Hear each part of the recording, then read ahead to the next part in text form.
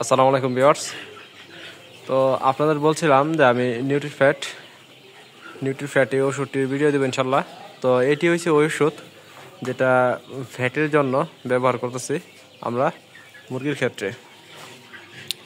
তো এই ওষুধটি আমরা মুরগির যে খাদ্য আছে এই খাদ্যর মাঝে আমরা 100 কেজি খাবারের সাথে 300 মিলি পাউডার মিশিয়ে তারপর মুরগিকে দিতেছি। তো এটা আমরা কীভাবে মিশাইতেছি এটা দেখাই। আমরা এই যে বালতিটা যে আছে এই বালতিতে এখান থেকে আমরা পাউডার নিতেছি। আপনার ওই ছোটো আমরা যে ওষুধ মাপি ওষুধের সাথে যে ছোটো কাকগুলা দেওয়া হয় এটা এখানে নাই। তো এই বালতিতে আমরা এই ওষুধটি এই ছোটো কাক দিয়ে আমরা 2.5 থেকে 3 কাকের মতো ওষুধ দিই এক বালতিতে। তো এরকমভাবে এই অনুপাতে এই বালতিতে মিশ্রণ করে করে করে করে আমরা পুরা খামারে ব্যবহার করতেছি এই নিউট্রিফ্যাট ওষুধটি। তো এই ওষুধটির কোনো সাইড এফেক্ট আছে কি না তা আপনারা অবশ্যই কমেন্টের মাধ্যমে জানাইতে পারেন। তো আমরা কিন্তু এর আগে গ্রোথের অনেক ওষুধই ব্যবহার করছি পোলট্রি পালনের সময়। তো আপনারা দেখছেন আমাদের গ্রোথের ওষুধগুলো কিন্তু ওই সবগুলাই কিন্তু লিকুইড ছিল, এবং লিকুইড আর পাউডার যেগুলো ছিল ওইগুলোও কিন্তু আমরা লিকুইডের সাথে ব্যবহার করছি।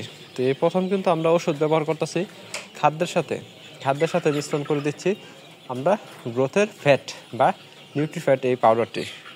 তো এই নিউট্রিফ্যাট পাউডারটি আসলেও কেমন, এর কার্যক্ষমতা কেমন, আপনারা যদি কেউ ব্যবহার করে থাকেন তাহলে অবশ্যই কমেন্টের মাধ্যমে জানাবেন। এবং এই পাউডারের কি কোনো সাইড এফেক্ট আছে কিনা বা পার্শ্ব প্রতিক্রিয়া আছে কিনা তা অবশ্যই কমেন্টের মাধ্যমে আপনারা জানাবেন। তো আল্লাহ ভরসা। আজকে আমাদের মুরগির বয়স 45 দিন। তো 45 দিনে এবারে ওজন হাইস্ট গেলে 600-650 গ্রামের মতো আসছে। এর কারণটা হইতেছে আমাদের ডিলার বাটপারি করে চুরি করে টাকা খায়া বাচ্চা দিছে 2 নাম্বার, যার ফলে কিন্তু আমাদের মুরগির গ্রোথ আসে নাই।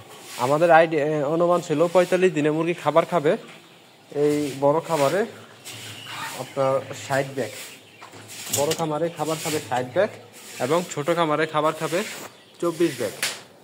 তো আমাদের আইডিয়া এবং অনুমান কোনোটাই মিলে নাই এবং খাবারও খাই নাই।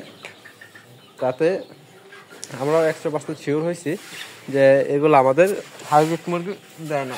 তো আমি এখন থেকে আর হাইব্রিড মুরগি ভিডিও বানাবো না, কারণ আজকে মুরগির বয়স 45 দিন। হাইব্রিড মুরগি হলে আপনার এই 45 দিনে মুরগির যথেষ্ট গ্রোথ চলে আসতো। তো আমি এর মাঝে আপনাদের একটা মুরগি দেখাই। কোনটা দেখাবো? এখানে কিন্তু 2-1 পিসের মতো ভালো এই গ্রেডের সোনালী মুরগি আছে, যেটার গ্রোথ মোটামুটিভাবে তুলনামূলকভাবে ভালো আসছে। তবে এটা সংখ্যানুক্রমে খুবই কম, যার ফলে কিন্তু দেখা গেছে যে আমাদের মুরগিগুলা অ্যাভারেজ যদি আমরা ওজন দিতে যাই তাহলে কিন্তু অ্যাভারেজ ওয়েটটা আমাদের খুবই কম আসবে।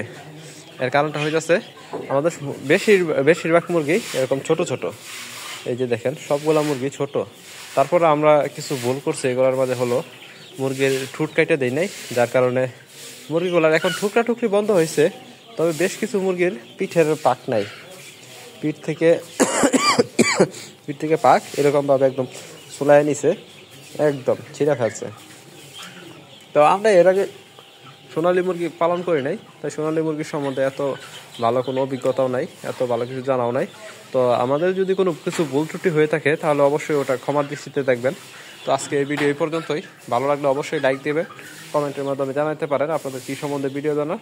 এবং একজন ভাই আমাকে কমেন্ট করছিল যে এই নিউট্রিফ্যাটের ভিডিও করার জন্য, তো আমি এই জন্য নিউট্রিফ্যাটের ভিডিওটা দিলাম ইনশাল্লাহ। তো আপনাদের যদি আরও কোনো কিছু জানার থাকে তাহলে অবশ্যই কমেন্টের মাধ্যমে জানাতে পারেন। তো এই ভিডিও এই পর্যন্ত। সকলেই ভালো থাকবেন, সুস্থ থাকবেন এবং আমাদের জন্য দোয়া করবেন। আসসালাম।